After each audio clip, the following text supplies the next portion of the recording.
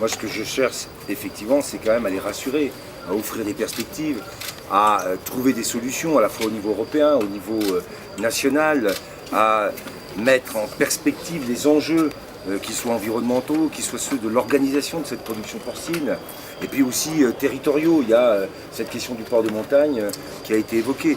Donc moi, ce que j'essaye de faire, c'est par rapport à ce qu'est la situation, les difficultés, c'est d'offrir des perspectives, de travailler de manière coordonnée pour que, eh bien, on redonne à cette filière qui connaît des difficultés, eh bien, une perspective et surtout un peu d'espoir pour les producteurs, parce qu'il y a une vraie difficulté. Vous êtes en zone de montagne. Oui, je m'en suis rendu compte. Le port montagne. Le port de montagne, c'est une demande très précise. Dans une zone de montagne, on est dans une production porcine qui a, comme d'autres productions en montagne, des handicaps spécifiques, en particulier ceux de l'alimentation des porcs. Hein, c'est ça le vrai sujet. Puisque quand vous êtes en montagne, vous n'avez pas à votre disposition des céréales. Vous n'êtes pas auprès d'un porc PORT duquel vous importez des protéines végétales. Tout le modèle breton, le modèle des Pays-Bas, c'était là-dessus. Donc on a cette question spécifique. Donc il faut qu'on essaye de la traiter. Aujourd'hui, à l'échelle européenne, les débats sur l'appellation porc de montagne souhaiteraient ou voudraient imposer une règle qui consiste à dire qu'il faut plus de 50% de l'alimentation qui soit issue du lieu de la production, c'est-à-dire de la montagne. 50% de ce qui est consommé par les cochons en montagne venant de la montagne, ça nécessiterait des hectares de céréales qu'on ne peut pas avoir. Donc on est bien dans un sujet sur lequel la négociation qui est engagée n'est pas facile. Il faut faire comprendre qu'on ne peut pas avoir ce niveau. Mais ce que j'ai fait aujourd'hui, c'est que j'ai aussi discuté pour essayer d'avoir une discussion sur le fond. Est-ce que c'est zéro comme ça a été demandé, ou est-ce qu'on peut faire quand même un pas, un progrès pour essayer de trouver des voies et les moyens d'avoir dans l'alimentation des porcs en montagne, produits en montagne, une partie, alors après à définir, qui serait liée à une alimentation produite en montagne. Ce qui, dans la logique de la Commission et même dans la logique qu'on peut avoir par rapport aux consommateurs, par rapport aux citoyens, est plutôt le sens qu'il faut qu'on essaye de donner. Donc là, on a discuté ce midi à la préfecture, j'ai revu quelques producteurs là tout de suite. C'est vrai que c'est une question que j'aimerais bien pouvoir discuter rapidement parce qu'on est dans une phase où les négociations au niveau européen ne vont pas attendre et j'aurais besoin d'arguments. J'ai besoin aussi d'arguments, j'ai besoin d'être aidé dans cette logique.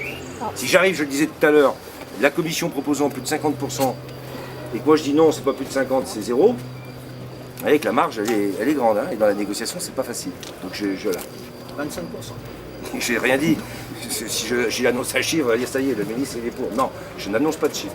C'est l'objectif. Vous voyez, c'est, comment dirais-je, la méthode de négociation. C'est ça que j'essaye de faire comprendre. Pour arriver à réussir, il faut qu'on soit capable de bouger les uns et les autres. Alors ça rejoint un autre débat que vous n'avez pas forcément évoqué, mais je crois que vous l'avez fait à midi, sur, vous l'avez dit en montagne, impossibilité de retourner certaines prairies engagées dans des mesures environnementales.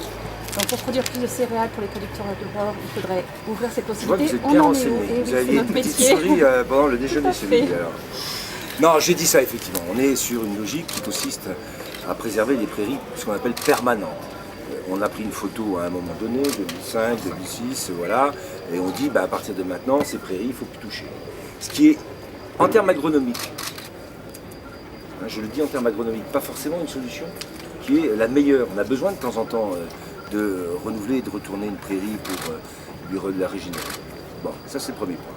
Le deuxième, si on est dans la logique que j'évoquais tout à l'heure, il faut qu'on ait quelques marges pour pouvoir justement produire des protéines végétales qui permettent d'alimenter une filière porcine. On est bien d'accord. Bon, donc là, on a à trouver, sans remettre en cause la logique des surfaces en prairies permanentes, les possibilités d'ajuster pour permettre, à la fois en termes agronomiques et en termes économiques, d'avoir des possibilités qui seraient ouvertes pour pouvoir faire, ce qu'on disait, à la fois assurer quelques rotations intelligentes sur les prairies permanentes pour les régénérer et en même temps se donner les moyens à partir de là de produire des protéines végétales.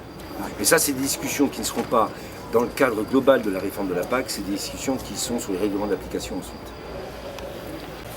Donc plus on est autonome, en même temps on peut aussi avoir, nous, des éléments climatiques, hein, attention, mais plus on est autonome, moins on est dépendant de la volatilité des prix sur le marché mondial.